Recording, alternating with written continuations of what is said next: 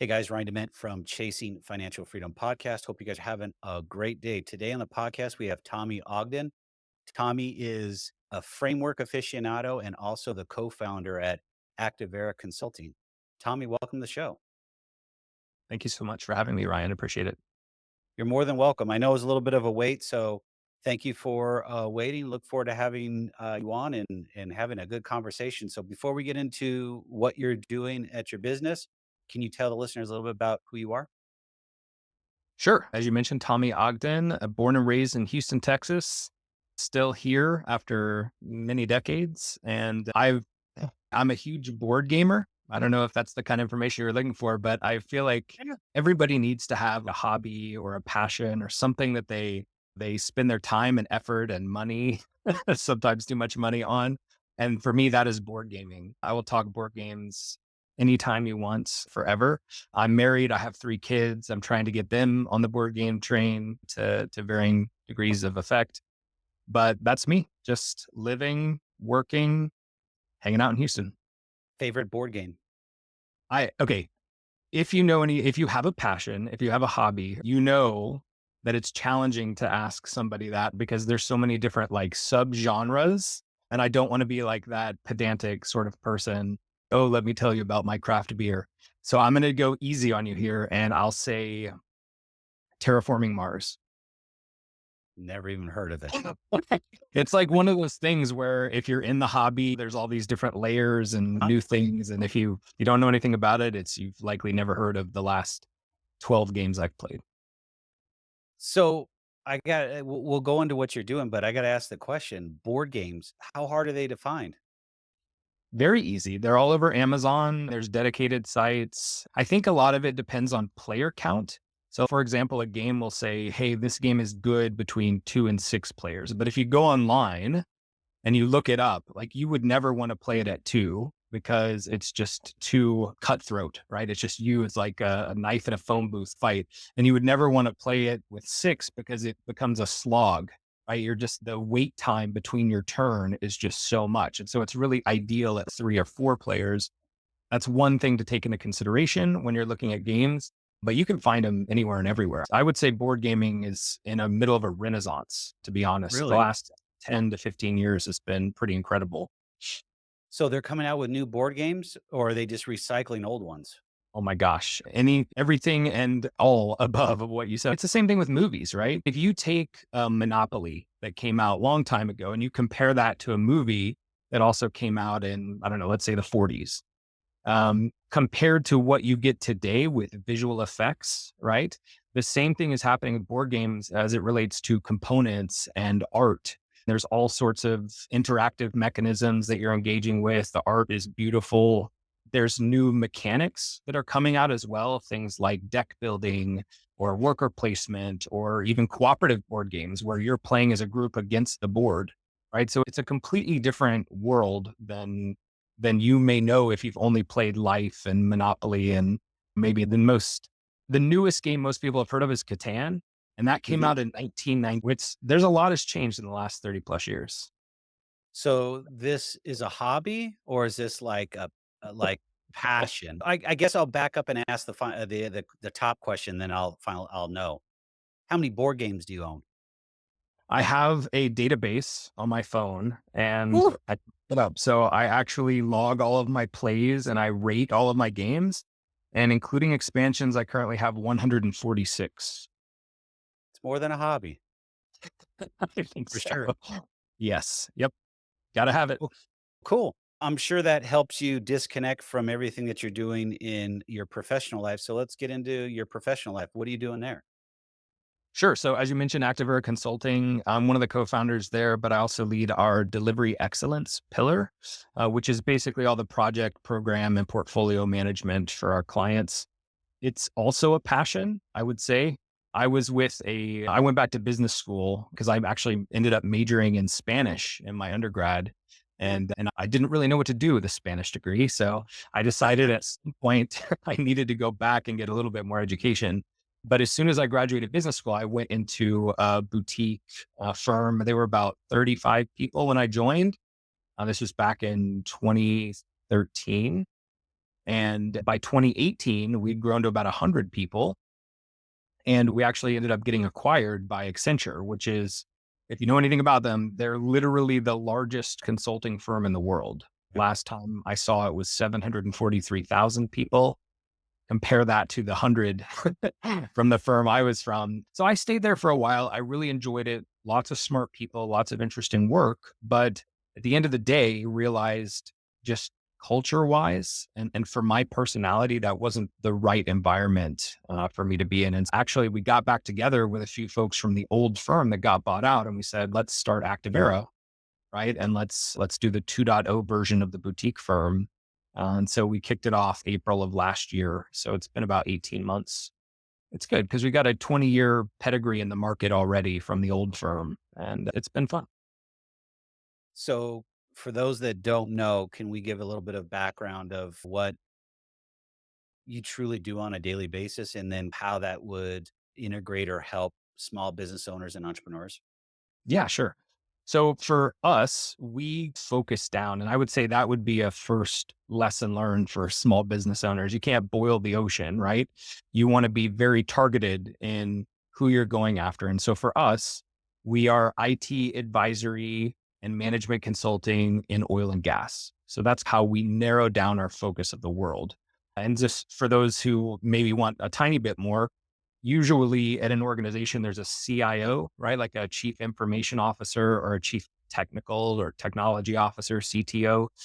And they typically have a portfolio of projects, right? It could be, let's move to the cloud, or let's build a mobile application, or let's get into analytics, or whatever it may be. They've got a lot of different things on their plate, but they don't necessarily have all of the people needed to run those programs and run those projects. And so that's where I come in. One client that I'm on right now, they're trying to do infrastructure as code. So normally, if you are going to the cloud, you would go to AWS or Azure and you'd click in and you'd say, oh, I want this server, or I want this compute, or I want that thing. And you would just click with all the variables that you want. And that causes a lot of challenges, I would say, in the environment.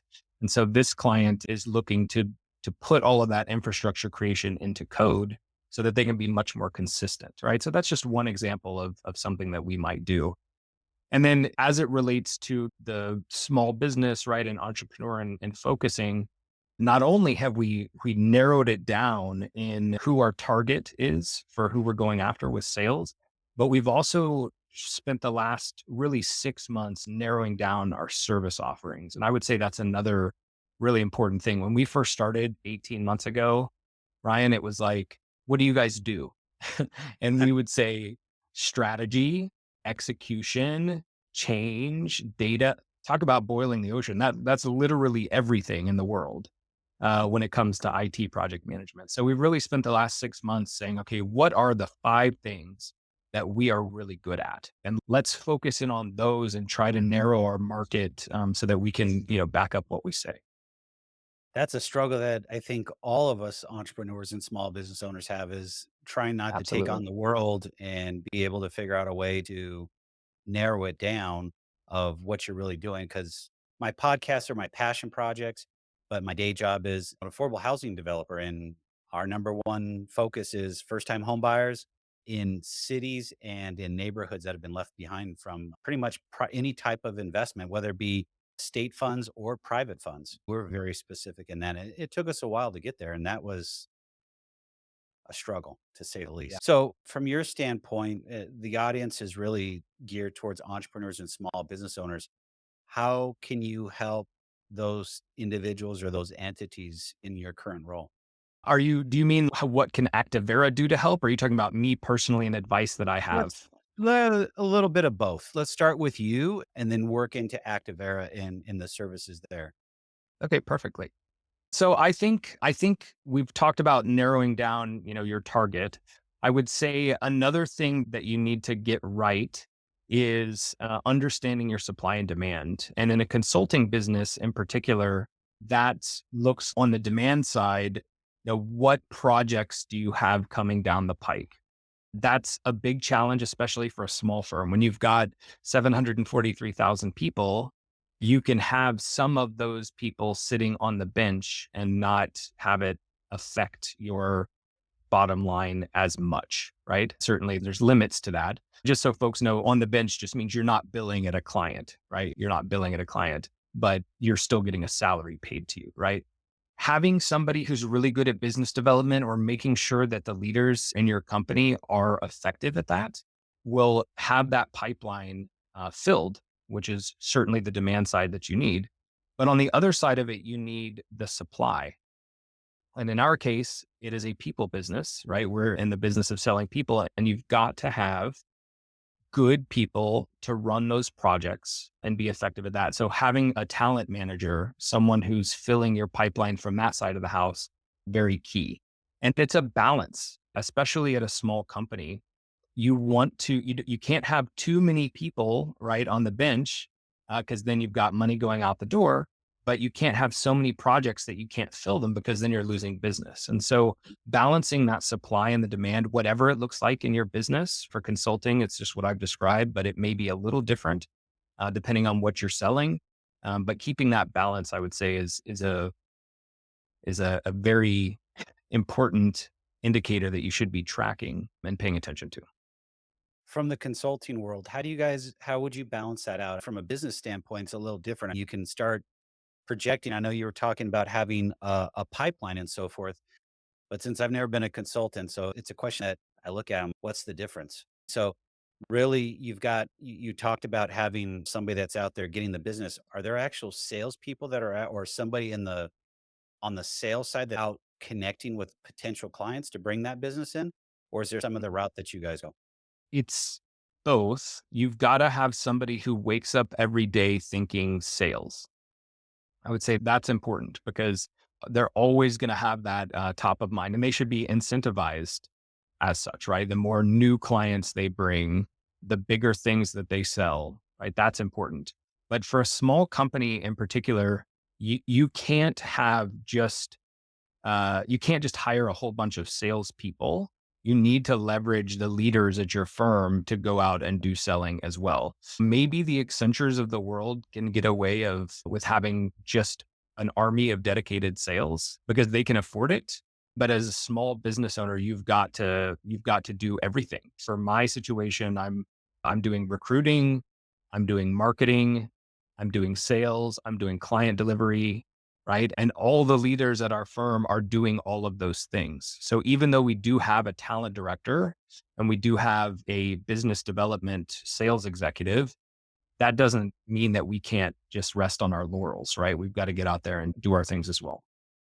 Just out of curious, the person that you have doing the sales and the development side, does that person come from a consulting background, or sales, combination of 2? Only reason I'm asking is when we connect with other businesses, they always tell me, like, on our lending side, we have a lending side also. We have Mhm. business development managers, Yep. but they're also licensed loan originators, so they understand the business. So, Mhm. I'm presuming somebody that's doing sales for you guys has the background in your industry as a consultant in that space, Definitely. or Yes, you've got it. You've got it absolutely correct. It's hard to sell what you don't understand. It's also hard to sell what you yeah. don't believe in. So I think those are the two things that you've got to have. The person that we brought in to head up our sales was a technology consultant in a past life. He then transitioned into sales and then he transitioned into our company. So he's done both. He's done consulting, he's done sales at other consulting companies, and now he's come over to us. And one of the reasons he came over was through a lengthy interview process where he got to meet everybody and understand more about our service offerings and understand more about our people. And, eventually came to the conclusion that he felt that he could be effective in selling this, not only because he understood it, like you're describing, but also because he believed in it.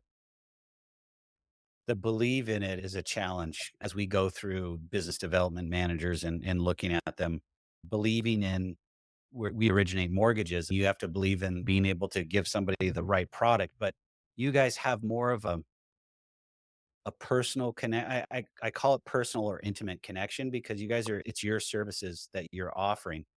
So when you guys are out doing your business development, how do you differentiate yourself from being boutique versus the big behemoths? Some people like boutique offerings and then some don't. So how do you play in that realm? Yeah, that's an area that we've struggled because any boutique company will have a differentiator of price compared to a bigger firm, right? Because those firms, as I mentioned, they've got potentially hundreds, if not thousands of people on the bench at any given time. They have sales leaders, an army of them that they need to pay their salary. And the way they go about getting those funds is by having like a high margin at a client. And so there's a lot of overhead, and you may see more travel at a bigger firm, right? So the client's paying for airfare and hotels and all that stuff.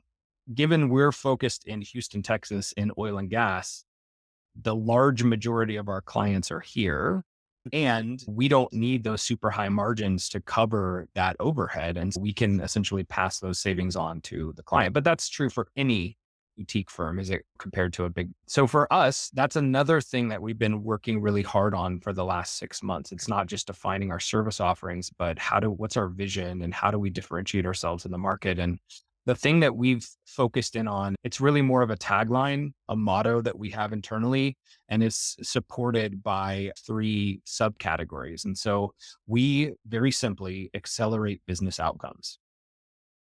That may look different to different clients, right? As in, one client may want to divest something, right? And then we can help them along with that. And it's all about making it clean and clear cut and crisp and not spending too much money. Another one might be, hey, we need this project to succeed we need a specific ROI, right? And so our goal is then to accelerate that outcome, whatever it may be. We try to differentiate ourselves by being nimble compared to the big folks, right? We're agile, we can respond quickly. We also want to be easy to do business with, right? So I don't know if you've ever engaged with certain big companies, there's a lot of legal red lines and there's a lot of back and forth, and it's challenging sometimes to negotiate with those folks. And we don't want to be that known for that. So I think those are the three. It's like being a boutique firm. So price or value really that you're getting, ease of doing business with, and nimble and agile, all in support of accelerating business outcomes. So that's how we internalize it. We also have core values and things like that kind of underpin those things. But that's our attempt, at least currently, on how we differentiate in the market. How well has that been working for you guys? I think it's been good, but I don't know that I can attribute it to our choice of words, right? Or how we're going about living those things. I think something that's really helped in our case, which it's hard to pass on, is that pedigree that I talked about in the intro, right? The fact that we can go to a client and sort of reactivate our LinkedIn network and then come to them and say, "Hey, remember what we used to be before we were acquired?" That we're back. Right. And so they already know us. They already have a concept of what we can provide and what our value is. And not everyone starting up is going to be able to call back to that. And so it's Mhm. a challenging thing to say, hey, do this, it works. But I do think it's important for you to have a good view of the why, right? Why are you in existence? And that's something we've struggled with recently. Is accelerating business outcomes a good enough why? And to be honest, we don't think it is. So we are actively working right now. As a leadership team, we've got a book that we're working on. It's called Traction, which allows you to narrow down what your vision is and that why behind your company and what people can get excited behind, trying to follow the Simon Sinek start with why concept. And people don't buy a product because of the what, they buy it the why behind it. And so that's the next thing we're tackling, just like we tackled the 5 service offerings and made sure we knew what we were good at. The next thing is how do we be effective at communicating a why? You guys are almost like a startup business. You're going through the motions and trying to figure it out and working through very strategic items. I wholeheartedly agree and believe that what you're doing is right. And I love what you guys are going through that process. And small business owners and entrepreneurs, I know when I started out as a solopreneur, still am, but I've got support staff and so forth. I didn't have all that. I just Mm, was flying by the seat of my pants and just trying to make it happen. But once you're able to step back, look at a 30,000-foot view of your business, and then start putting some milestones in there, what you're trying to accomplish, it changes not just the trajectory of the business, but also yourself. You start growing in that sense. And the best way I know to describe it is you will continue to refine your offerings, but Mhm. you'll be hyper focused in where you want to go with those offerings to where you'll attract the right clientele. Yep. Yeah, absolutely. And targeting those right folks is key because they are the ones that your message is going to resonate with the most, right? Yes. They have the highest probability of purchasing your services because the things you offer like directly relate to the problems that they're having. And getting to know that persona is important and it is iterative and it takes time, right? I would say that we the good thing about having that old company was that on day one, we had, I think it was like a 40-page employee handbook. Like we didn't have to build that from scratch. Like we already knew about the benefits and the paternity leave and 401ks and all that stuff. Like that was already in the bag. We Mhm. had templates for statements of work and master service agreements and NDAs, non disclosure agreements, and all that stuff. From that perspective, we didn't have to work that hard. It wasn't like a startup because we already had it. But the things that you were talking about, that the vision and the core values and the underpinnings and how you narrow that down, you can't just start day one and say that thing that used to exist that started 20 plus years ago, let's just copy paste that. It doesn't work. Right. No. You've got different people, you've got different environment, right? With technology and generative AI, and there's different problems on people's minds. So really focusing in on that has not been something we could take lightly or just start with like we could some of that other documentation. It's very important for a small business. I love all this going in under the hood and taking a look at it. So, a little bit, we're coming close to the bottom of the hour, but I'd like to be able to get a little bit in on the business itself. I know we talked about specializing and so forth, but can you talk about building out the team and walking through that process? Yeah. Yeah. We started actually with a number of co founders. And again, they were from that previous firm. So the good thing about that was, I would say there's pros and cons, right? You said solopreneur, right? So it was you and it was Yes. you making the It was just decisions. me. And yeah, it was always unanimous, everything you decided. But that's not the case when you've got multiple co founders. And so you've got to put structures in place, legal or otherwise, to just make sure that, let's say, no decision has to be 100% unanimous, or else you'd be paralyzed, Yeah. locked up in indecision, for an example. So I think that's been a little bit of a challenge. And I don't know if you've heard or if your audience has heard, there's different stages of any sort of change. There's a forming stage, right? And then there's usually a storming stage where you're trying to figure things out. And then they call it norming after that, where things level out and you get a good understanding. Then there's the performing phase, ideally, assuming you've made it past those first three. And then at some point you break up and it's adjourning. And those are the five phases of pulling something together. And so I would say 18 months in, we've certainly formed.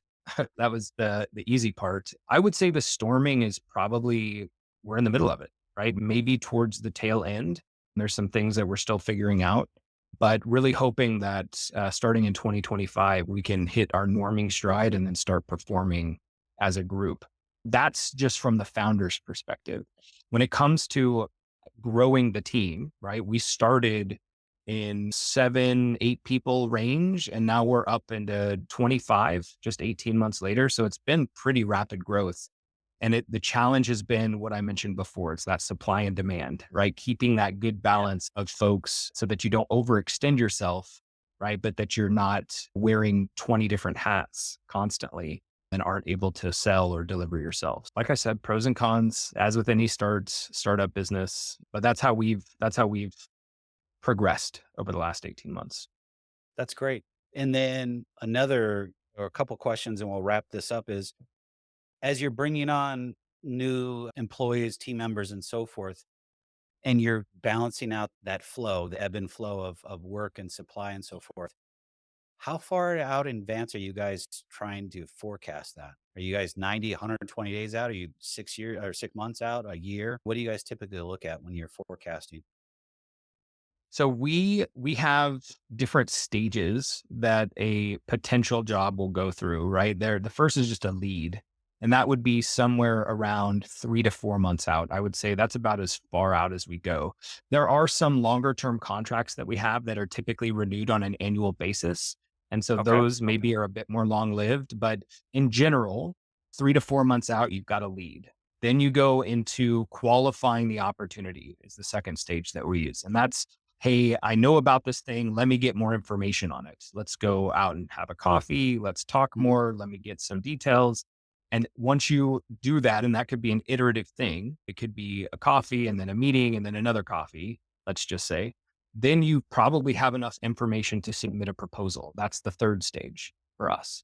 And at that point, we come to financial terms. We understand what problems we're going to be solving, and we understand the duration and how many people. And that likely I approved or not. So are the next stage is it, do we get a client, right? That Mhm. yes, we're going to move forward with this, but we still have to go through all the legalese and the back office documentation before we can actually get started. And then it's closed won, ideally, that we've closed it, we've won the work, and we're good to go. At any point during that cycle, it can be ousted and the closed lost. And we try to keep a track of the reasons why we lost. So whenever you close it, was it a relationship? Was it a competitive bid? And we didn't win because we weren't differentiated enough or whatever it may be. And we take a look at that on an annual basis. Probably should take a look at it on a quarterly basis to react better, but we're still young. So looking at the end of the year and just saying what kind of happened and how can we continuously improve, I would say that's an important iterative process as well. So that's how we go through our work. Cool. I'm going to ask, and you can tell me yes or no. Clients need to be located in the Houston area if you guys are if they're looking to work with you guys? No, we just because it's oil and gas, right? A lot of them are, Mhm. but we actually have a couple of consultants out in Denver because there's in the Rockies, there's some oil and gas out there. We have someone in Mississippi. Post COVID, virtual work has grown, right? And so we've adapted to that as well. We even have a client, I believe our managing partner is up in Minnesota this week doing a discovery workshop with a new client. And we're open. At the old firm, the one we had prior to this I described, I actually, even though we were 100 people, I actually owned our Kazakhstan account. So we had business in Kazakhstan randomly, and then I'd go out there every quarter and manage that business. And so I don't think there's really a limit of where we could or would go. It just so happens that since we're so focused on oil and gas, Houston is usually where the work is. Got it. And if people want to reach out to you, where's the best place to connect with you? We have a contact page on our activeraconsulting.com, which you could reach out and that would get routed, or you could connect with me on LinkedIn. If you search Tommy Ogden, I'm the first thing that pops up. So happy to continue the conversation with anyone who wants to. Awesome. Sir, thank you for coming on. It's been a great conversation. Love to hear what you guys are doing, but you guys have taken from a startup to really flowing through, and it sounds like you guys are going to kick off 2025 quite well. That's the plan. All right, sir. Thank you very much. Thank you, Ryan. Have a